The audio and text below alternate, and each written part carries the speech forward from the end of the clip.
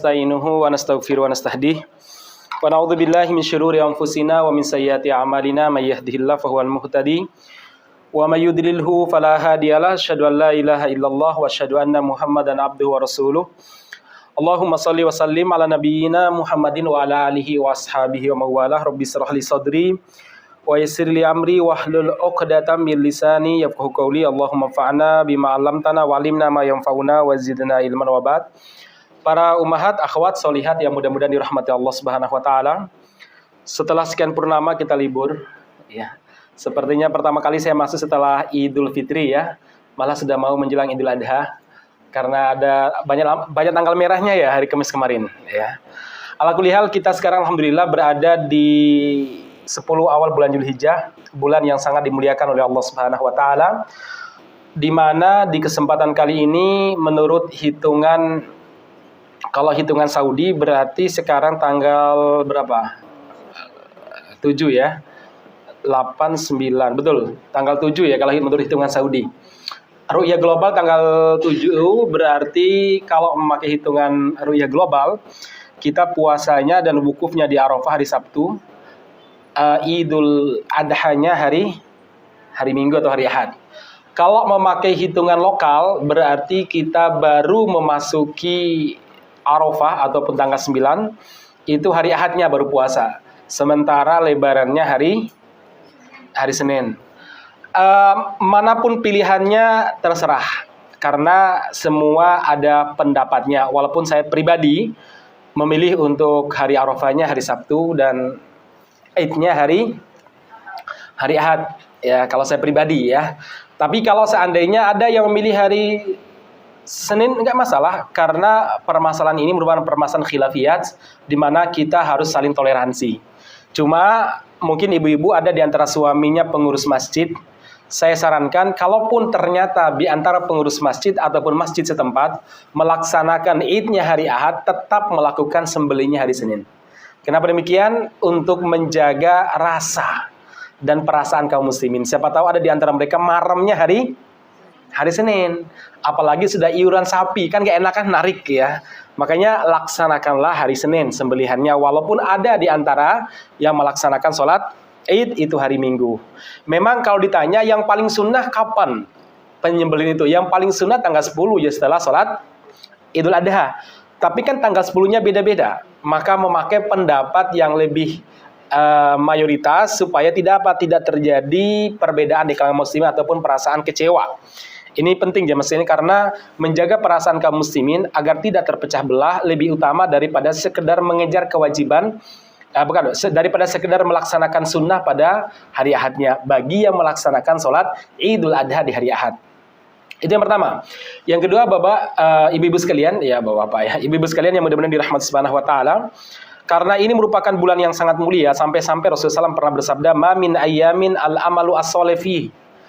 Tidak ada hari di mana amal soleh di dalamnya lebih utama dan lebih dimuliakan oleh Allah Subhanahu wa taala melebihi hari yang 10 ini, yaitu 10 awal bulan Zulhijjah. Sampai-sampai para sahabat bertanya, walal jihadu fisabilillah, apakah jihad di jalan Allah juga tidak mampu menyaingi ibadah yang dilaksanakan di 10 awal bulan Zulhijjah? Jawaban Nabi, walal jihadu fisabilillah. Bahkan jihad di jalan Allah tidak mampu menyaingi ibadah yang dilaksanakan di 10 awal bulan Zulhijjah.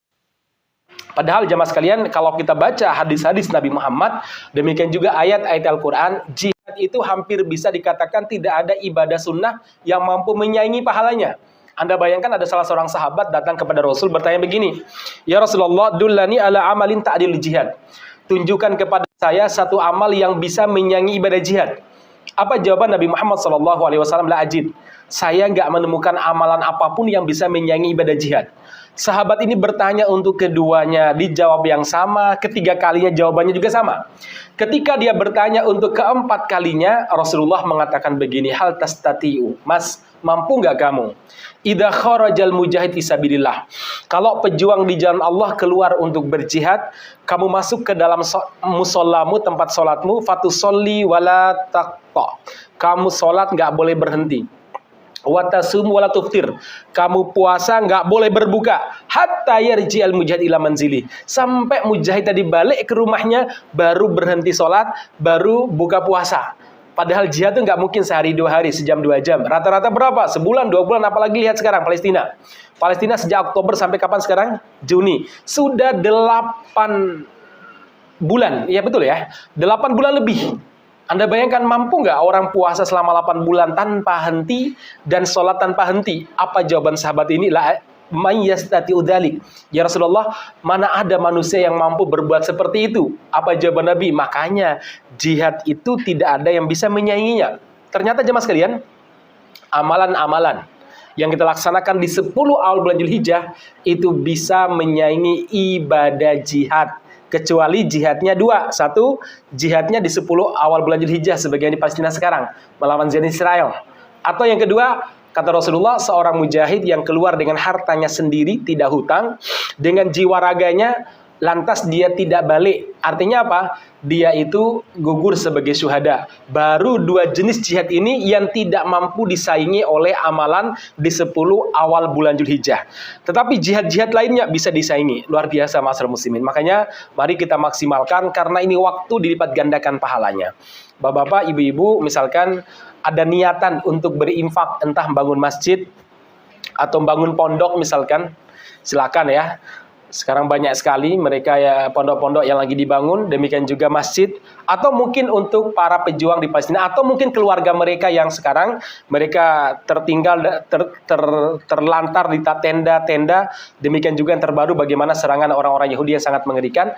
Maka infak yang terbaik salah satunya hari-hari ini. Hari-hari ini. Ya silakan ibu-ibu mungkin yang punya niatan hari ini yang paling baik hari-hari ini. Karena ini adalah yang terbaik. Baik, itu pertama yang saya ingatkan kepada bapak-bapak, ibu-ibu sekalian. Karena ini adalah sesuatu yang sangat mahal yang Allah berikan kepada kita. Kita tidak berniat, cuma kita tidak memastikan. Apakah tahun depan 10 Dzulhijjah masih bisa kita temui apa tidak. Kita tidak meniatkan untuk tidak menemuinya. Tapi kita tidak tahu apa kita masih bisa menemuinya. Karena hari ini namanya kematian mendadak tuh betul-betul banyak jemaah sekalian. Ya kadang tadi malam ngobrol, paginya sudah meninggal. Paginya masih ke sawah atau masih ke tokonya. Malamnya udah dengar sudah meninggal. Kematian mendadak itu cepat. Makanya manfaatkan baik-baik. Yang paling baik sih memang kata para ulama adalah apa? Haji dan umroh. Benar. Cuma kan kita ini harus antri dan harus punya kemampuan dana. Dan yang paling mudah, standar adalah apa? Yaitu mengalirkan darah. Yaitu udhiyah. Udhiyah silakan, apakah mau urunan atau sendirian, bagus, silakan semuanya. Terus selain itu apa? Memperbanyak ibadah siam mulai dari tanggal 1 sampai tanggal 9. Puncaknya hari Sabtu atau hari Ahad, tergantung kita memakai ru'yah global atau ru'yah lokal. Kemudian yang paling disunahkan lagi adalah sedekah. Dan yang terakhir, yang paling banyak disunahkan adalah sholat sunnah dan zikir-zikir. Takbir, tahlil, tahmid. Apa saja mau subhanallah, subhanallah, subhanallah. Kecuali nanti kalau pada tanggal 10 Dzulhijjah memakai sighah takbir. Ya, yaitu Allahu Akbar, la ilaha illallah, wallahu akbar, Allahu akbar walillahil hamd. Silakan. Tapi sebelum tanggal 10 kita memakai sighah atau bentuk zikir yang mana saja silakan.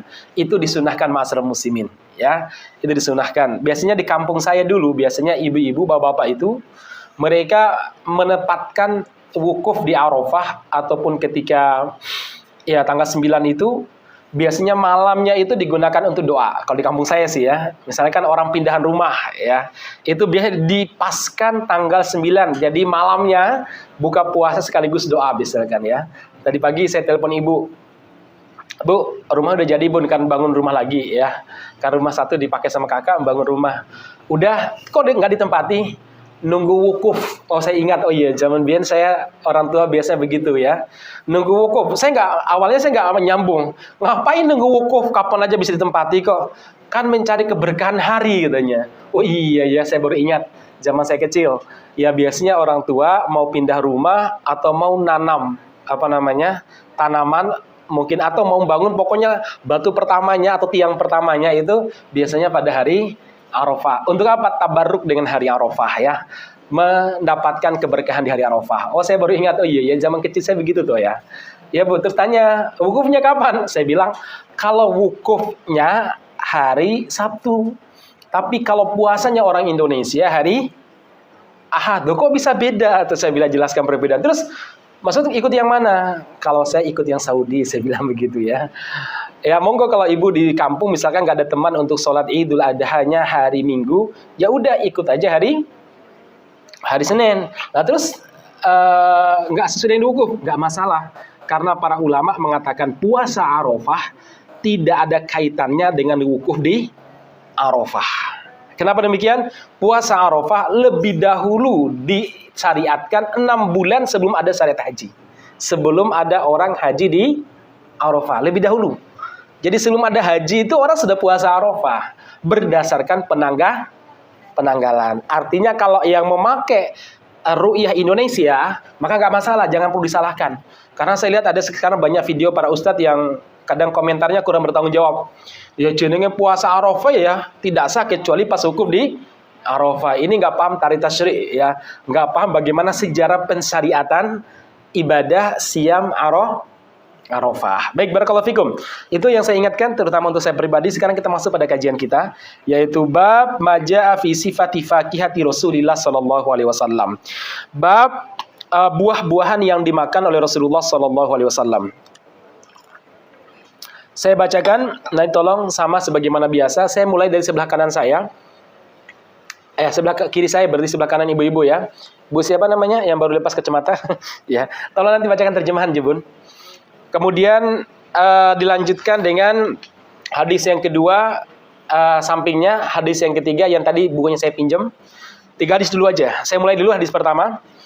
Haddatsana Ismail bin Musa Al-Fazzari qala haddatsana Ibrahim bin Sa'ad an abihi an Abdullah qala kana Nabi sallallahu alaihi wasallam ya'kulul qitha bir-rutab. Wa haddatsana Abdullah, nanti langsung ya terjemahan ya. Saya langsung baca dulu Arab dulu. Haddatsana Abdah bin Abdullah Al-Khuzai Al-Basri qala haddatsana Muawiyah bin Hisham an Sufyan an Hisham bin Urwah an abihi an Aisyah anna Nabi sallam kana ya'kulu abittikha bir-rutabi. Haddatsana Ibrahim bin Ya'qub qala haddatsana Wahab bin Jarir qala haddatsana Abi qala sami'tu Humaidan aw qala haddatsani Humaidun qala Wahbun wa kana sadiqan lahu an Anas bin Malik qala ra'aitu Rasulullah sallallahu alaihi wasallam yajma'u bainal khirbiz warrutabi. Silakan hadis pertama dulu. Ismail bin Musa Al-Fazari menceritakan kepada kami, Ya. Dia berkata, Ibrahim bin Sa'ad menceritakan kepada kami dari ayahnya, dari Abdullah bin Ja'far, dia berkata, Nabi SAW memakan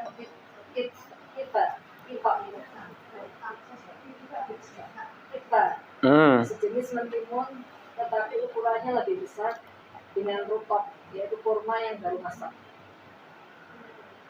Ya, lanjut dua.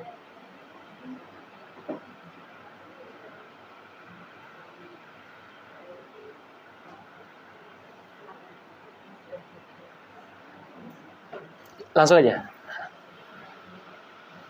Enggak. Al-Basri menceritakan kepada kami, dia berkata, Aliyah bin Hisham menceritakan kepada kami dari Sufyan, dari Hisham bin Urwah, dari ayahnya, dari Aisyah, sesungguhnya Nabi SAW memakan semangka dengan rutab.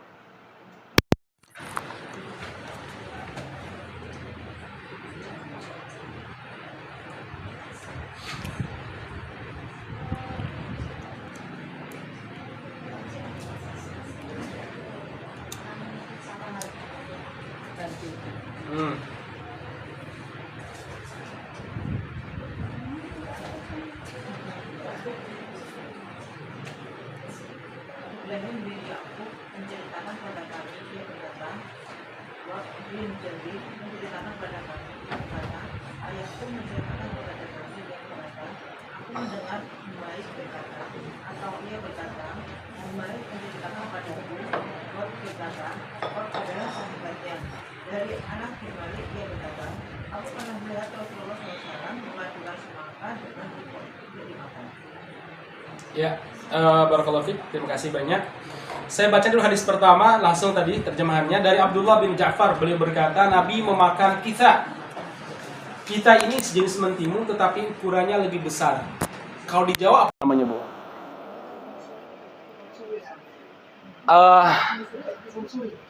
Iya, mirip. Ya. Dengan rutop, kurma yang baru masak. Tahu sendiri rutop masih basah ya, kurma basah kalau bahasa kita sekarang. Kemudian hal yang sama disampaikan oleh Aisyah, beliau berkata sesungguhnya Nabi memakan semangka dengan rutop.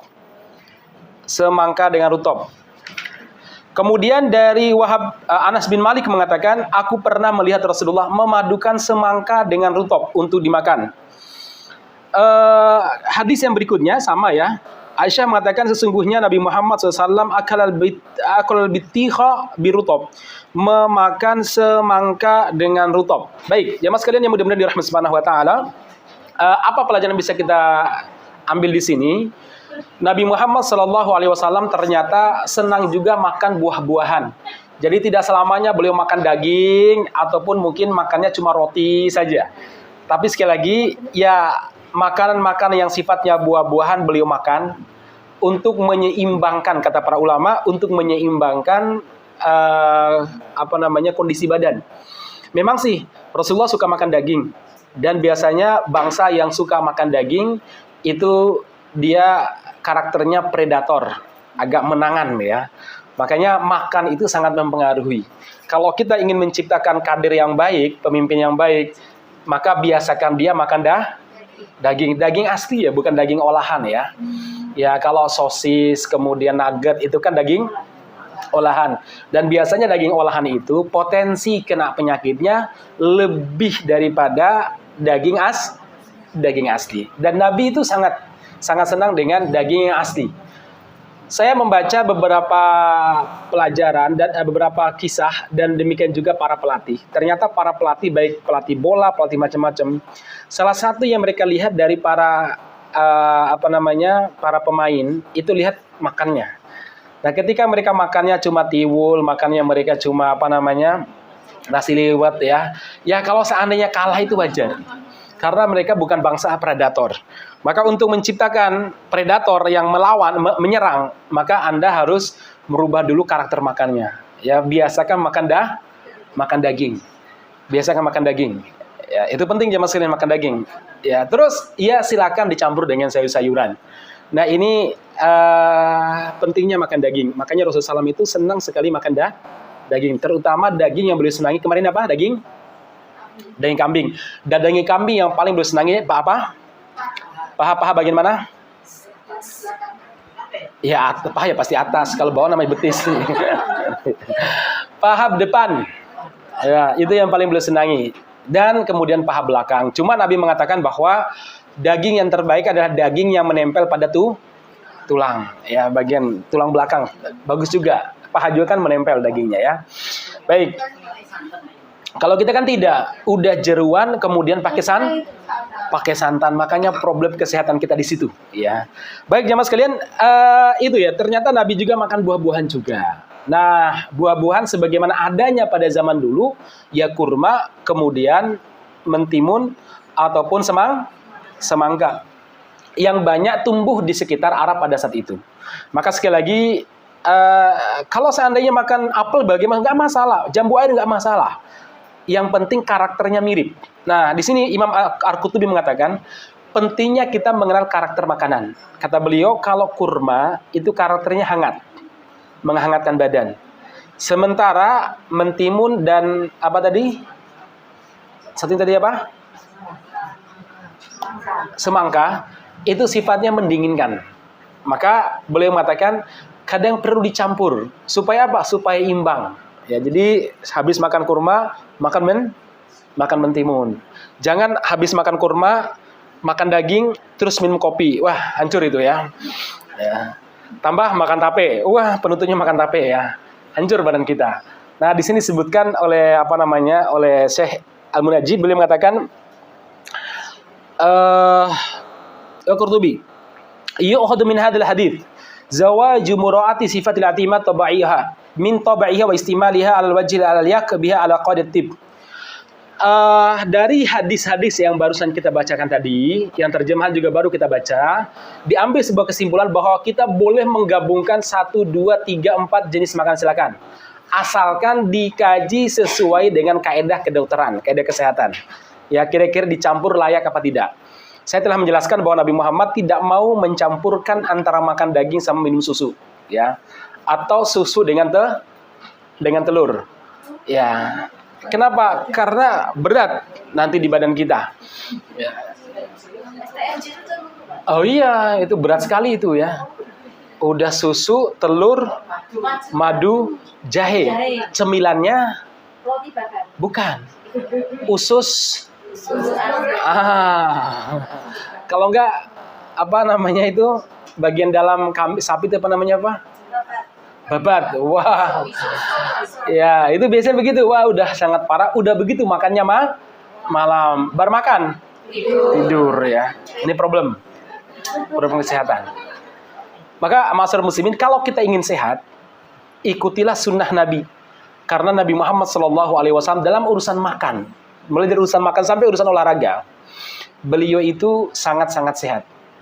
Sangat-sangat sehat. Makan tadi, beliau mencampurkan yang selayak. Kayak tadi ya, kurma dengan semangka, kurma dengan timun. Ya, itu baik bagi badan. Ya, ini kalau dirasa enak, orang enak gitu ya. Enggak enak. Tapi kalau dibiasakan, jadi enak.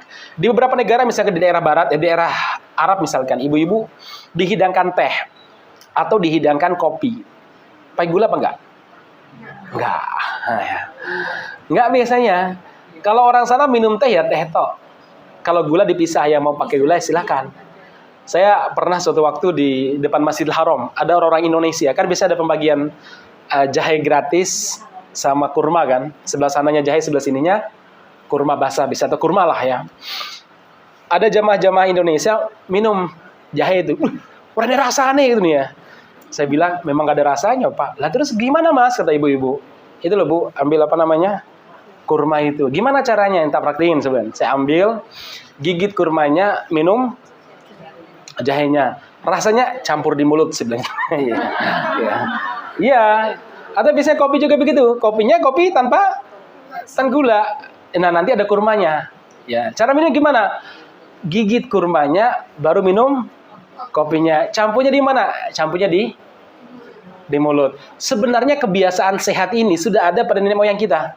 Ibu-ibu kalau masih ingat, di kampung, itu ibu-ibu mbah-mbah, itu biasanya minum teh pakai gula batu. Dicampur mboten? Enggak. Gula batu digimanain? Digigit. Baru kemudian minum teh. Ya. Masih ingat gak di kampung-kampung? Atau jangan-jangan ibu-ibu karena orang kota jadi kurang begitu akrab dengan dunia itu ya. Ya, di daerah Madiun, daerah mana saya pernah lihat, ya tadi ada gula batu digigit dikit, kemudian baru diminum tehnya. Itu lebih sehat. Kenapa demikian? Karena gula itu sudah mengalami proses kimiawi. Kalau dimasak, malah bermasalah. Dia akan menyebarkan atau melepaskan, kalau bahasa teman-teman itu toksin-toksin. Semakin sering semakin bahaya. Sama, garam juga demikian. Ya. Garam jadi demikian. Dalam sebuah riwayat, mungkin nanti kita akan baca, Nabi kalau makan, ambil garamnya, dimasukkan, baru makan dagingnya atau apanya itu ya. Jadi jangan dimasak. Ya. Jangan dimasak. Kenapa? Karena sudah mulai proses kimiawi. Kita masak lagi ini ya. Baik, barakallahu fiik. Makanya Nabi sehat ya. Nabi tidak pernah sakit kecuali 2. Satu karena diracun, yang kedua ketika disihir. Kalau kita, Masya Allah, kena angin, kipas kenapa menjauh? Kedinginan ya, dan lain sebagainya ya. Masalah, saya sendiri lagi nggak enak badan ya, sudah 2 hari ini. Gara-gara apa? Tapi kalau saya tidur malah sakit ini ya. Maka buat aktivitas. Gara-gara gak baik kan, seharusnya kita tuh habis isya tidur ya. Karena mungkin merasa masih muda, banyak kerjaan. Ya kadang jam 1, kadang setengah 2, kadang jam 12. Akhirnya ternyata KO juga kan ya. Coba Nabi, tidurnya habis isya, bangunnya jam 12 atau setengah 1. Kalau kita, salahnya apa? Dan problemnya di mana? Nabi tidur, kita lembur. Nabi bangun, kita tidur ya. Jadi kebalik. Ya. Kebalik jamaah sekalian. Baik, jamaah sekalian yang mudah-mudahan dirahmati Subhanahu wa taala. Itu terkait tentang pelajaran yang bisa kita ambil. Saya ambil sebuah kesimpulan lagi. An-Nawawi mengatakan zawaju akli ta'amaini ma'an wa tawassu fil atimah wala khilafa bainal ulama fi zawajiha ja. Wa ma nukil an ba'di salafi min khilafi hadha fa mahmulun ala karahati itiyadi hadha tawassu. Beliau menjelaskan bahwa dari pelajaran hadis ini kita ambil kesimpulan bolehnya menggabungkan dua makanan dalam satu mulut. Ya. Dalam satu mulut. Silakan. Dan kata beliau untuk urusan makan syariat lebih longgar untuk urusan makan, beda dengan ibadah. Kalau ibadah rodo ketat, jenisnya, tata caranya, bilangannya, waktunya, tempatnya ketat. Tapi kalau urusan makan syariat lebih longgar. Ini enaknya Islam itu ya. Silakan mau makan apa kek silakan. Karena begini, hukum asal makanan itu boleh, apapun boleh. Selama tidak ada dalil yang melarangnya. Beda dengan sembelihan. Kalau sembelihan hukum asalnya adalah haram sampai kita tahu siapa yang menyembelihnya. Ya. Bedanya kalau makanan umum boleh, ya kopi, teh, mau campur apa saja silakan. Apalagi zaman sekarang kita lihat anak-anak muda itu kreasi campur makan dan campur minumannya mengerikan sekali ya. Kopi aja campur macam-macam. Ada campur jahe, mint, campur apa lagi? Satu gelas dicampur 5 jenis bahan misalkan. Dalam hal ini diperbolehkan oleh syariat. Silakan, karena syariat dalam urusan makan lebih longgar dibandingkan urusan ibadah atau urusan terkait masalah aurat. Jelas, ya sangat ketat. Demikian juga urusan terkait masalah ini ya, masalah yang sifatnya terkait masalah ibadah mahdoh atau guru mahdoh, rodo ketat. Baik jemaah sekalian, itu pelajar hadisnya. Kita sekarang langsung hadis yang ke 201. 200 kita anggap selesai karena mirip sudah saya bacakan. Nanti ibu-ibu langsung Abu Hurairah ya. Saya beri kesempatan di sini, lewat sini. Bu siapa? Jilbab hitam. Ya, beliau nanti ya. 201 Bun ya. Saya bacakan terjemah Arabnya. Kemudian nanti baca terjemahan karena ini panjang, jadi satu hadis dulu aja. Haddatsana Qutaibah bin Sa'id an Malik an Anas wa haddatsana Ishaq bin Musa qala haddatsana Ma'an qala haddatsana Malik an Suhail an Abi Shalih an Abi Hurairah qala kana an-nasu idza ra'aw al-thamari ja'u bihi ila Rasulullah fa idza akhadha Rasulullah alaihi qala Allahumma barik lana fi thimarina wa barik lana fi madinatina wa barik lana fi sa'ina wa fi muddina Allahumma inna Ibrahim 'abduka wa khaliluka wa nabiyyuka wa inni 'abduka wa nabiyyuka wa innahu da'aka li Makkah wa inni ad'uka lil Madinah bimithli ma da'aka bihi li Makkah wa mithlihi ma'ah qala thumma yad'u asghara walidin yarahu fayu'tihi dhalika thamra. Silakan Bun.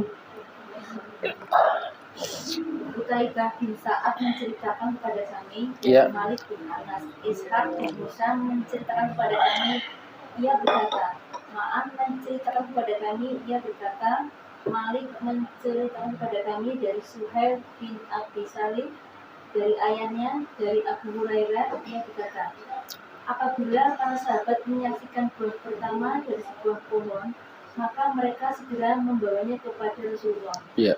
Dan setelah menerimanya, beliau berdoa, Ya Allah, berkahilah kami pada buah-buahan kami, pada kota kami, dan berkahi pula kami pada Sa dan Mud kami. Ya Allah, sesungguhnya Ibrahim adalah hamba-Mu, kekasih-Mu, dan Nabi-Mu. Dan bahwasanya aku ini adalah hamba-Mu dan Nabi-Mu. Ibrahim telah berdoa kepada Mekah, dan aku berdoa untuk Madinah, seperti Ibrahim berdoa untuk Mekah, dan sekitarnya juga sepertinya. Kemudian beliau mengambil anak paling kecil yang beliau lihat, lalu memberikan buah tersebut kepadanya. Baik, barakallahu fikum. Abu Hurairah berkata, apabila para sahabat menyaksikan buah pertama dari sebuah pohon, maka mereka segera membawanya kepada Rasulullah. Dan setelah menerimanya, beliau berdoa, Ya Allah, berkahilah kami pada buah-buah kami, pada kota Madinah kami, berkahi pula kami pada Sa' dan Mud kami.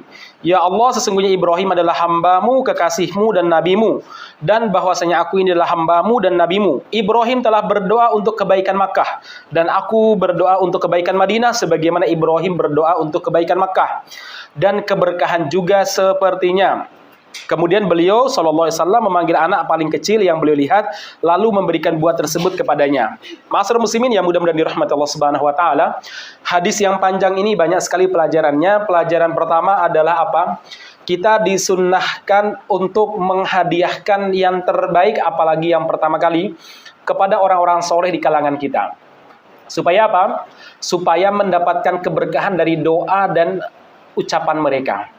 Ya, makanya para sahabat begitu pohonnya berbuah, maka segera dipetik buahnya, dibawa ke hadapan Nabi Muhammad SAW. Disebutkan dalam rangka apa? Dalam rangka tabarrukan, untuk mengalap berkah dari doa orang soleh. Ya, orang soleh akan mendoakan sebagaimana Rasulullah mendoakan. Ya, boleh saja. Apakah ini berlaku bagi yang lain? Misalkan kita dagang, alhamdulillah keuntungannya luar biasa. Boleh. Anda bawakan keuntungan Anda, serahkan kepada takmir masjid atau mungkin kepada pesantren. Ustaz, alhamdulillah saya ingin berbagi rezeki supaya dapat apa? Keberkahan. Nanti akan bertambah rezeki kita, melimpah rezeki kita jamaah sekalian. Ya, ini baik ya, ini bagus. Kalau tradisi kita kan biasanya mau pindah rumah atau mau buka toko makanan atau apa, ada makan bersama, doa bersama, boleh ya. Ini bagian daripada mendapatkan keberkahan dari usaha kita. Baik. Sebagaimana para sahabat ketika mereka punya buah, mereka berikan kepada Rasulullah SAW dan Rasulullah SAW mendoakan kebaikan. Dan yang luar biasanya, Nabi tidak sekedar mendoakan kebaikan bagi orang tersebut, tapi juga keberkahan bagi seluruh penduduk kota tersebut. Ini.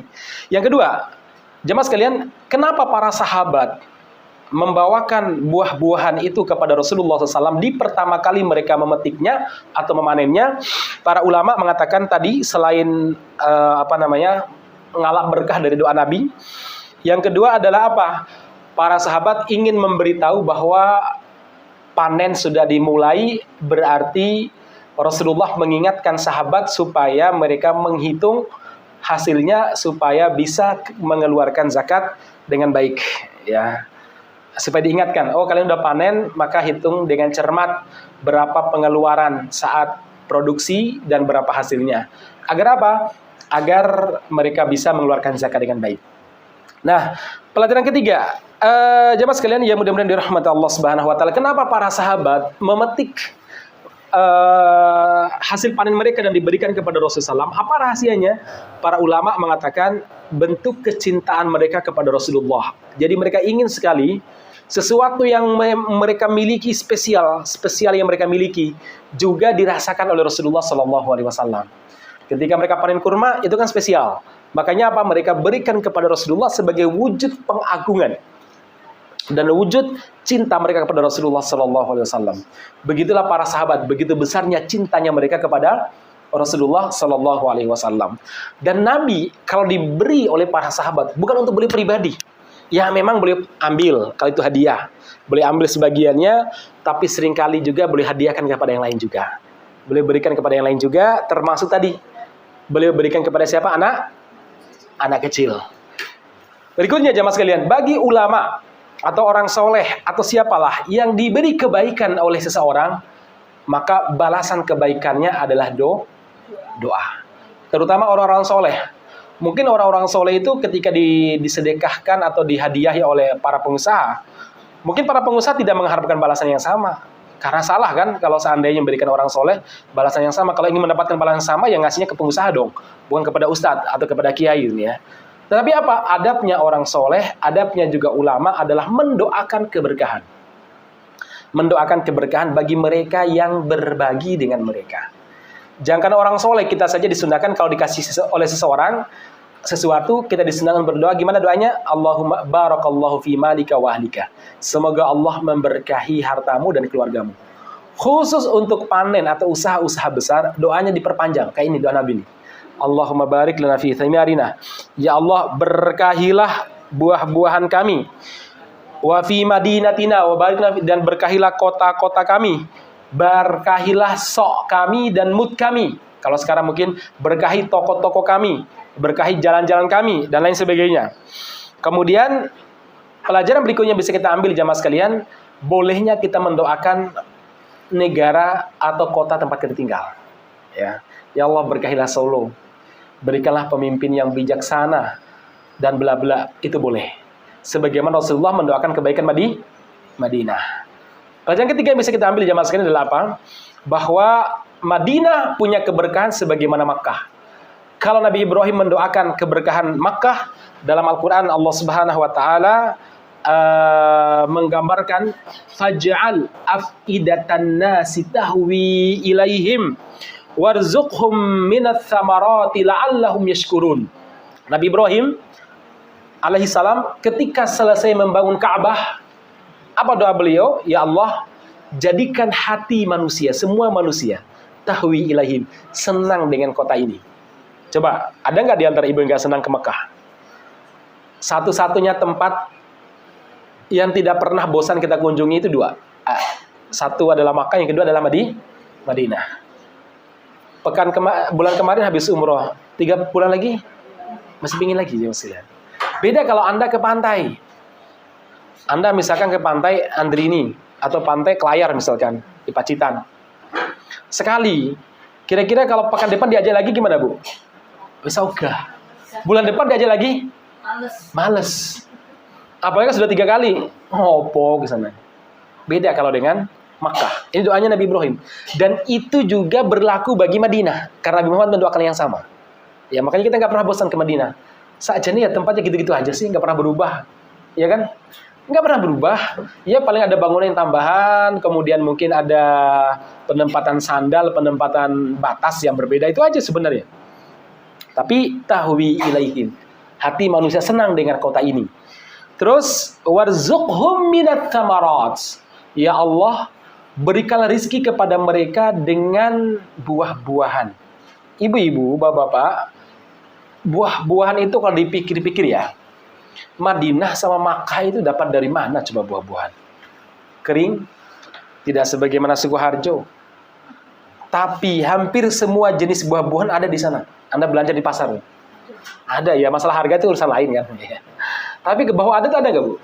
Ada. Bagus nggak kualitasnya? Bagus-bagus. Pisangnya gede-gede banget ya. Apelnya juga luar biasa. Tomatnya bagus-bagus ya. Luar biasa. Nah, ini adalah berkahnya doa Nabi Ibrahim. Dan doa ini juga diucapkan diucapkan sama oleh Nabi Muhammad. Makanya di Madinah juga Allah memberikan kemudahan buah-buahan. Nah, kalau kita pikir loh, Madinah itu dapat timun dari mana? Apanya Makkah. Lah kering kerontang. Ya, buah-buahan yang bagus-bagus ada. Ini berkahnya Nabi Ibrahim, doanya Nabi Ibrahim alaihissalam. Terus Allah Subhanahu wa taala, Nabi Ibrahim melanjutkan la'allahum yashkurun. Ya, apalagi doa Nabi Ibrahim yang juga berlaku untuk kota Makkah dan juga berlaku bagi Madinah yang didoakan Nabi Muhammad. Allah berfirman, "Wa id qala Ibrahim rabbi ij'al hadzal balada amina." Ya Allah, jadikanlah negeri-negeri yang aman. Jadikanlah negeri ini negeri yang aman, begitu masuk di dalamnya tentram jiwa kita. Ibu-ibu merasakan ketika masuk kota Makkah, tentram jiwanya? Tentram. Dan doa yang sama Rasulullah ucapkan untuk Madinah. Kemudian warzuq ahlahu minats tsamarat. Berikanlah penduduknya buah-buahan, rezeki berupa buah-buahan. Baik jemaah sekalian, saya kira itu. Sekarang kita masuk hadis yang ke-202. Sampingnya Bun ya. Bisa dipinjamkan bukunya kalau belum ada. Hadatsana Muhammad bin Humaid Ar-Razi qala hadatsana Ibrahim bin Mukhtar an Muhammad bin Ishaq an Abi Ubaidah bin Muhammad bin Ammar bin Yasir an Rubai' binti Muawid ibnu Afra qalat ba'athani Mu'adz bin Afra biqina'in min rutabin wa alaihi ajrun min qitha'i zubbin wa kana Nabi sallallahu alaihi wasallam yuhibbul qitha fa'ataituhu bihi wa indahu hilyatun qad qadimat alaihi minal bahrain famala ayadahu minha fa'ataitani. Langsung dari Mu'adz bin Afra dari Rabi' binti Muawid. Silakan dibacakan. Muhammad bin Umayyah Ar-Razi menceritakan menceritakan kepada kami. Dia berkata, Ibu bin Al-Muqtad menceritakan kepada kami dari Muhammad bin Ishaq, dari Abu Abbas bin Muhammad bin Ammar bin Yasir, dari Al-Rabi bin Mu'azib Habib bin Afrah. Dia berkata, Haj bin Afrah mengutusku membawa satu dari kurma yang baru masak dan timun yang halus untuk diberikan kepada Rasulullah SAW.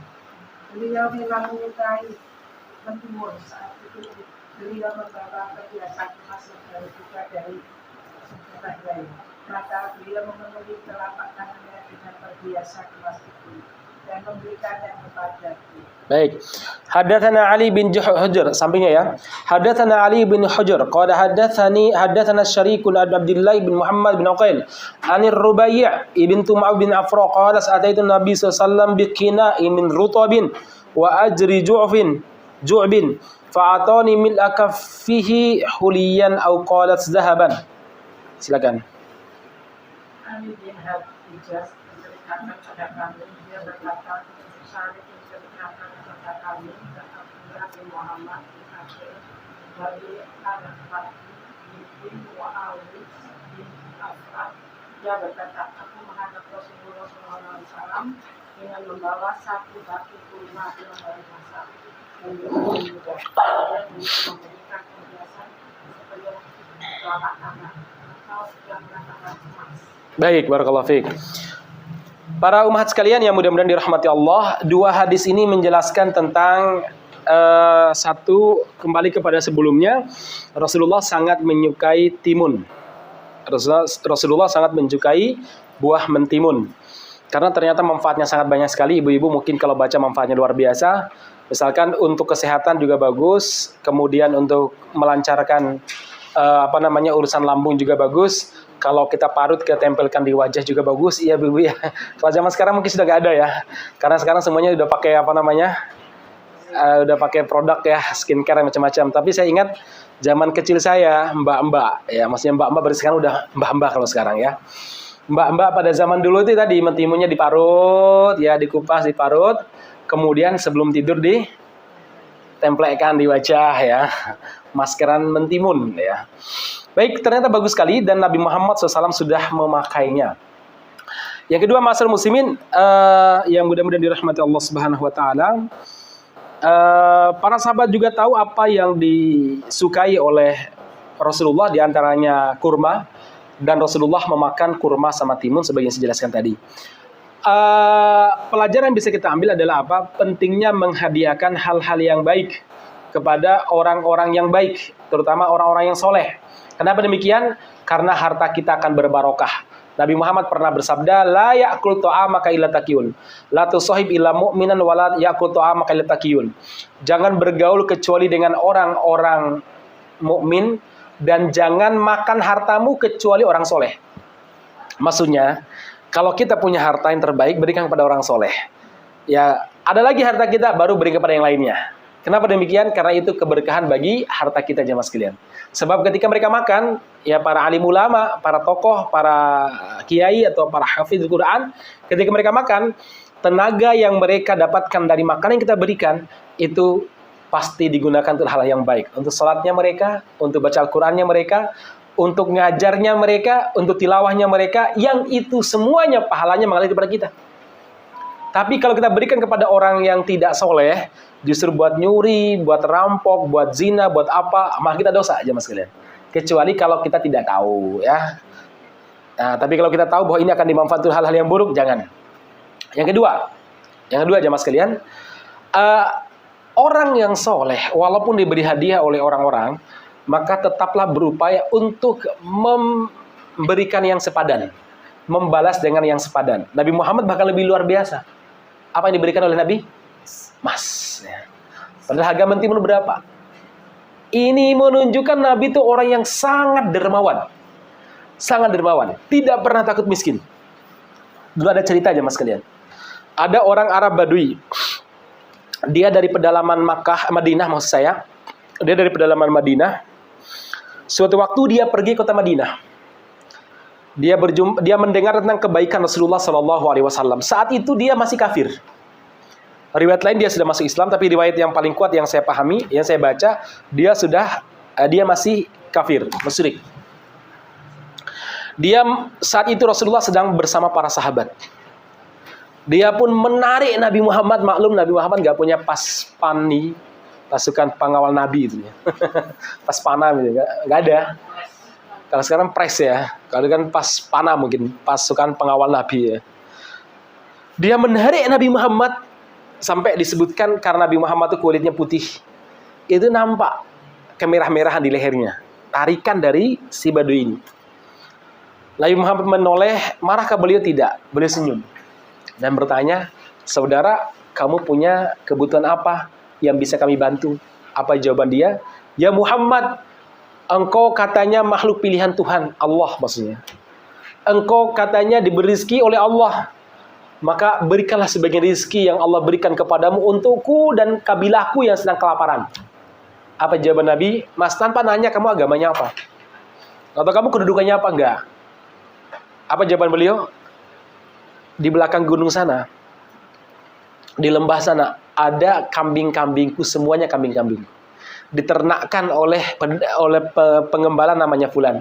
Sampaikan salam dariku, beritahu dia bahwa aku telah memberikan semua kambingku untukmu. Si Badui ini berpikir, alah paling 1-5 ekor lah. Sampai di lembah, ternyata sak lembah mungkin jumlahnya 200-300 ekor kambing. Dia sampaikan kepada pengembala Nabi, maka pengembala tersebut memberikan semuanya tanpa disisakan walaupun 1 utas tali. Mas, bawaan kabeh. Kalau Nabi sudah ngomong seperti itu, bawa semua. Dia giring itu sampai ke perkampungannya. Kampungnya masih musyrik semuanya. Belum ada yang masuk Islam. Begitu dia masuk, orang-orang pada heran, karena orang pada kelaparan. Kamu nyuri dari mana? Kami nggak mau nerima. Kamu rampok dari mana? Enggak. Saya nggak rampok, saya nggak nyuri. Sus, dikasih sama orang. Orang mana kok baik sekali sama kamu? Atoni Muhammadun. Yang memberikan pada saya dari seorang Muhammad. Alladzi za'ama anun nabi. Yang mengaku dirinya sebagai seorang nabi. Demi Allah, saya bersaksi dia seorang nabi. Fa innahu a'ta wa la yakhshal faqra. Dia memberi tanpa ada takut, tanpa khawatir miskin. Dan dia berbuat baik tanpa ada dendam. Dia seorang nabi, berimanlah kalian semuanya. Sak kampung langsung beriman. Masya Allah, ternyata ada orang tuh yang efektifnya dikasih duit, dikasih harta. Kalau dikasih dakwah, mungkin orang kelaparan dinasihati pripun? Masuk. Ya. Ini dikasih makan? Masuk. Kan sekarang kita lihat ada beberapa majelis taklim rame sekali. Saya pernah nanya sama ibu-ibunya. Dulu sepi Bu, karena sekarang kok rame? Apa jawabannya? Ustaz, nanti ada ada semacam kupon. Jadi peserta nanti ada kupon pakai periode sekian, siapa dapat. Jadi alhamdulillah Ustaz, walaupun sekedar loh 1,5 kilo, ya. Walaupun kupon tersebut isinya nanti yang mereka bawa pulang rengginang atau sayur mentah misalkan, atau telur seperempat kilo atau setengah kilo, bagi mereka luar biasa Ustaz. Alhamdulillah dengan cara ini mereka ngaji dan ngajak kawan-kawannya. Karena akhirnya kesebar kan. Loh, Mbak, habis belanja dari mana? Iki duduk belanja ini dari pengajian ini. Akhirnya kan yang lainnya apa kira-kira? Ikut. Lama-kelamaan rame. Ternyata ada orang-orang tuh baiknya dengan harta. Solehnya dengan harta. Sebagaimana ada sebagian wanita solehanya itu dengan harta. Jadi kalau dapat suami miskin, dia durhaka terus. Bagusnya dapat suami kaya. Betul. Ada wanita yang suami kaya tanpa durhaka gitu ya. Buat foya-foya, selingkuh, bla dan sebagainya. Cocoknya suami miskin ya. Muslim. Kan ada sahabiah yang dia itu suaminya miskin. Gak baik dia sama suaminya. Bertengkar terus. Sebab dia ini berasal dari bangsawan yang kaya. Suaminya orangnya pas-pasan. Pas-pasan itu maksudnya pas pingin, pas nggak ada gitu loh. Bukan pas pingin, pas ada gitu. Enggak. Akhir tengkar terus oleh Nabi, kemudian disuruh cerai. Nikah sama orang kaya, baik dia. Nah suaminya, mantannya, nikah sama perempuan yang sederhana, juga baiknya. Ternyata bukan masalah soleh tidak soleh. Masalahnya karakternya dan sifatnya yang cocok dan tidak cocok. Itu cuma masalahnya. Sama-sama solehah. Sama-sama soleh.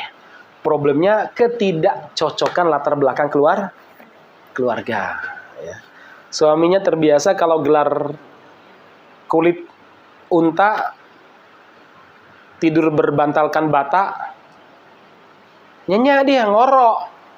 Istrinya kalau orang kaya, kalau zaman sekarang misalkan, kalau kasur tidak double, nggak bisa tidur. Kalau nggak ada AC, wah, kan beda jam sekarang. Ini bukan masalah kesolehan, ini masalah standar hidup. Baik, masyarakat muslimin yang mudah-mudahan dirahmati Subhanahu wa taala, yang terakhir yang bisa kita ambil kesimpulan adalah apa? Yaitu Rasulullah SAW mengatakan, kalau kamu dikasih hadiah, man sona ilaikum ma'rufa, kalau ada orang yang berbuat baik kepadamu, fakafi'hu, balas. Orang senang kok jemaah sekalian. Walaupun mungkin niatnya tidak ingin dibalas, tapi adab kita yang dikasih itu ya balas minimal. Kalau nggak bisa gimana kata Rasul? Maka ucapkan jazakallahu khairan. Semoga Allah membalas dengan kebaikan. Nggak sempat juga ngucapinnya. Orang yang keburu pergi, pripun, ceritakan kebaikannya kepada orang lain. Wah, dari mana batiknya? Dikasih sama Bu Sari misalkan ya. Misalkan gitu nih ya. Lalu dari mana Anda dapat kok dapat itu Bapak itu yang jualan es, ceritakan ya. Kalau saya misalkan tahu ada orang-orang baik yang punya usaha, saya endorse nih. Nih baik kalau belanja sana gini gitu. Apa aja gitu nih ya. Walaupun mungkin dia nggak pernah ngasih apa-apa gitu nih ya. Tapi masalahnya bagaimana? Saya pikir begini. Kalau muslim itu kaya, pasti efeknya pada Islam kok. Ya, infaknya pasti ke pondok, ke masjid. Iya nggak, Bu? Saya pikir begitu. Walaupun dia nggak pernah berbuat baik sama kita. Maksudnya nggak pernah memberikan apa-apa. Apalagi yang memberikan terbaik kepada kita. Kalau dia itu zakat, kira-kira maksudnya kemana zakat? Ke lembaga-lembaga Islam. Ya kalau pajak mah ke sana gitu nih ya. Kalau zakatnya, kalau pajaknya ya. Sekarang naik ya. Ya Allah, ngeri sekali, serba naik ya. Saya membayangkan aja sih para pengusaha, kasihan juga ya. Yang apalagi yang gaji kantor, kan ketahuan dari slipnya tuh. Sampai sekarang itu lihat UKT, betul ya. Naiknya ratusan persen itu. Udah dibatalkan? Alhamdulillah, gagal demo tuh ya. KPR dibatalkan juga? Mudah-mudahan ya. Lah saya bayangkan aja loh. Udah. Lah iya. Tahu tempe beras ya. Nanti kalau masyarakat berjatuhan, Naikin lagi. ini kan untuk meredakan. Meredakan. Bukan para pengusaha yang beratkan. Nanti harus memberi. Lah, Karena sudah nggak naik. kita itu ibu-ibu beli ada pajak pembeliannya. Yang jual ada pajak nggak? Ada pajak penjualannya. Itu baru proses jual beli. Nanti belum lagi masuk ke NPWP-nya. Saya jadi pikir, terus dapat apa gitu nih ya. Baik, Masya Allah ya. Semoga Allah memberikan kebaikan untuk negara dan bangsa kita. Baik jemaah sekalian yang mudah-mudahan dirahmati Subhanahu wa taala, untuk kali ini di bab 30 aja. Bab 31. Oh ya, 31 enggak apa, sedikit aja ya, sedikit. Kita baca semuanya. Langsung karena pertemuan depan langsung pada yang lain ya. Ini cuma 2 hadis saja. Lanjut, Bu siapa berarti? Jilbab hitam, Jeh. Hadis ketiga sampingnya ya, Bu pakai masker, silakan nanti. Saya baca dulu hadisnya. 204 Hadatsana Ibnu Abi Umar qala hadatsana Sufyan an Ma'mar an Zuhri an Urwah an Aisyah qalat kana ahabba syarabi ila Rasulullah al-hulwu al-barid. Silakan. Silakan. Ibnu Abi Umar menceritakan kepada kami. Ia berkata, Sufyan menceritakan kepada kami dari Ma'mar, dari Al-Zuhri, dari Urwah, dari Aisyah. Ia berkata, minuman yang paling disukai Rasulullah Shallallahu Alaihi Wasallam adalah minuman manis yang Ya.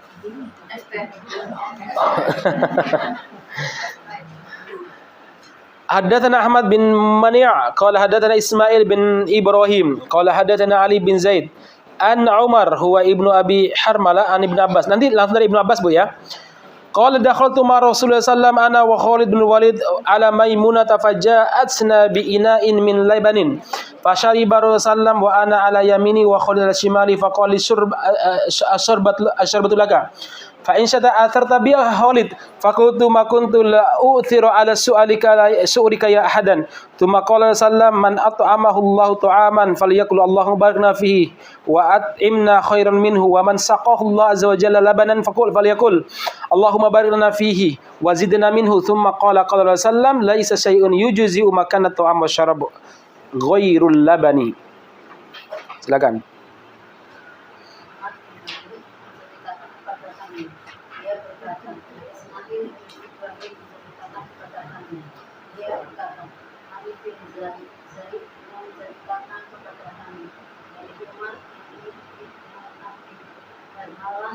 Dari Ibnu Abbas dia berkata, aku bersama Rasulullah SAW kepada Khalid bin Walid pergi menemui Maimunah. Lalu Maimunah mendatangi kami dengan membawa bejana yang berisi susu. Kemudian Rasulullah SAW minum sementara aku berada di sebelah kanan beliau dan Khalid berada di sebelah kiri beliau. Setelah itu beliau bersabda, sekarang hakmu untuk minum. Tapi jika engkau berkenan, dahulukanlah Khalid. Aku menjawab, aku tidak akan mendahulukan bekasmu untuk siapapun. Kemudian Rasulullah SAW bersabda, siapa yang diberi makan oleh Allah, hendaklah ia mengucap, ya Allah, berkahilah untuk kami dalam makanan itu, dan berilah makanan kepada kami yang lebih baik dari ini. Dan siapa yang diberi minum susu oleh Allah, maka hendaklah dia mengucapkan, ya Allah, berkahilah untuk kami dalam makanan tersebut, dan tambahkanlah kepada kami darinya. Kemudian beliau bersabda, sesungguhnya tidak ada sesuatu pun yang bisa menggantikan makanan dan minuman selain susu. Baik, barakallahu fikum. Para umat sekalian, dua hadis ini menjelaskan tentang jenis minuman yang diminum oleh Rasulullah. Yang pertama, Aisyah mengatakan minuman yang paling disukai oleh Rasulullah adalah minuman manis yang dingin. Para ulama mengatakan bisa jadi asli, contohnya air kelapa yang dingin maksudnya. Ya, atau bisa jadi campuran. Madu dicampur dengan air dingin. Atau bisa jadi yang ada manis-manisnya, contohnya air yang rasanya rodok manis, ya mungkin air sumur yang rasanya manis misalkan. Pokoknya manis, air mineral yang manis misalkan. Kemudian dingin di sini maksudnya apa? Dingin sifatnya bukan karena campuran es, tapi karena memang dibuat dingin, ya diembunkan atau dikulkaskan. Nah, kalau campuran es saya belum tahu, ya. Mungkin boleh, mungkin termasuk juga ya. Saya nggak tahu, mungkin juga. Ya. Berikutnya, jamaah sekalian, yang berikutnya Rasulullah sangat suka minuman susu. Riwayat lain, beliau sangat suka madu. Jadi ini diantara hal-hal yang beliau sukai. Kalau di sini sebutkan cuma dua saja, yaitu susu sama air dingin. Di tempat lain disebutkan di riwayat lain, Rasulullah suka madu dan suka sekali cuka. Nah, ya, cuka, cuma cukanya cuka asli. Kalau kita kan rata-rata fermentasi cuka, ya, asamnya luar biasa. Disebutkan cuka apel. Ya, baik. Itu kan tetap difermentasi tetap. Sebenarnya cuka apel kan itu apel yang difermentasi jadi cuka. Iya. Iya. Berarti semua cuka kan hasil dari fermentasi. Iya, yang kan ada cuka yang bukan fermentasi, cuka kimia. Oh gitu. Berarti Cuka kan kimia. yang jadi ini tuh Yang kimia itu, yang disenangi cuka dari apa namanya, cuka dari buah ya. Kalau cuka kimia kan bermasalah, nggak begitu banyak, nggak boleh banyak. Dan cuka itu paling bagus. Nah, ini beberapa jenis yang diminum oleh Nabi Muhammad SAW. Nah, pelajaran lain yang bisa kita ambil adalah apa? Jamaah sekalian, pentingnya duduk di sebelah kanan, ya. Di kanan saya siapa nih? Banyak ya. Nah, yang dikasih oleh Nabi yang sebelah kanan, mendahulukan yang kanan. Ada Khalid di sampingnya, dikasih siapa? Abdullah bin Abbas. Ya. Kemudian jemaah sekalian, yang mudah-mudahan dirahmati Allah, Abdullah bin Umar ya. Abdullah bin Abbas ya. Abdullah bin Abbas. Yang kedua, kenapa Abdullah bin Abbas tidak memberikan sisanya kepada Khalid? Karena ada keberkahannya. Jadi beliau itu bukan karena bakhil. Karena susu bekas Nabi itu banyak berkahnya. Udah saya minum semua aja biar berkahnya banyak sama saya. Nah, hal itu kata para ulama boleh kalau seandainya yang sebelah tidak merasa tersinggung. Ya. Baik, yang ketiga. Rasulullah memberitahu kepada kita bahwa susu itu memiliki manfaat yang luar biasa. Di antaranya apa? Susu itu bisa menggantikan makanan dan minuman. Orang sehari, 2 hari, bahkan 3 hari nggak makan, asalkan minum susu, badannya kuat, ususnya bagus. Tapi kalau Anda minum air putih, nggak makan, tetap nggak bisa digantikan. Ya, ini pentingnya minum susu. Dan susu yang dimaksud adalah, kalau kita kembali pada zaman dulu, ya memang susu asli perahan. Ya, susu perahan, diambil, diminum. Nah, sementara kita ini susu kaleng, ya. Ini jelas bermasalah. Yang kedua, kalau enggak, susu yang sudah dimasak berkali-kali. Kan yang dijual itu rata-rata susu yang dimasak berkali-kali. Enggak habis, dibungkus, masukkan ke freezer.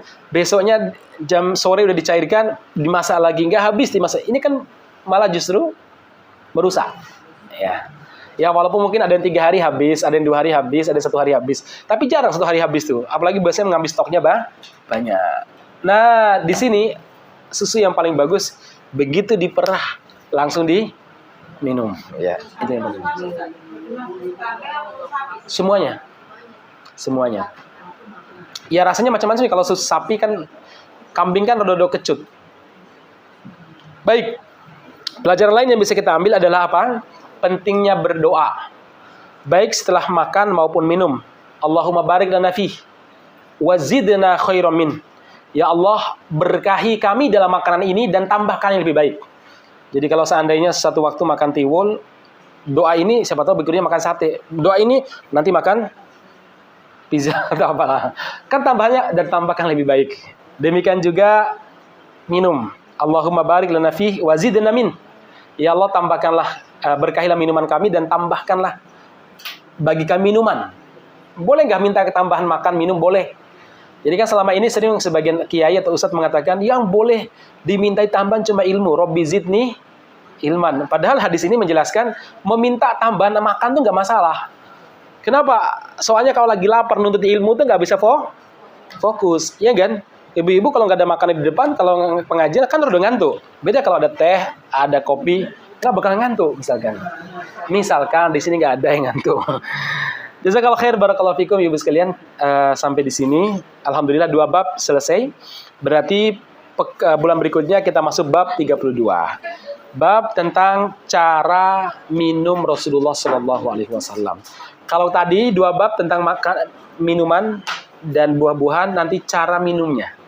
Saya demikian, barakallahu fikum. Mohon maaf kalau ada hal-hal yang kurang berkenan. Kita akhiri sampai di sini. Subhanakallahumma rabbana bihamdika asyhadu an la ilaha illa anta astaghfiruka wa atubu ilaik. Walhamdulillahirabbil alamin. Assalamualaikum warahmatullahi wabarakatuh.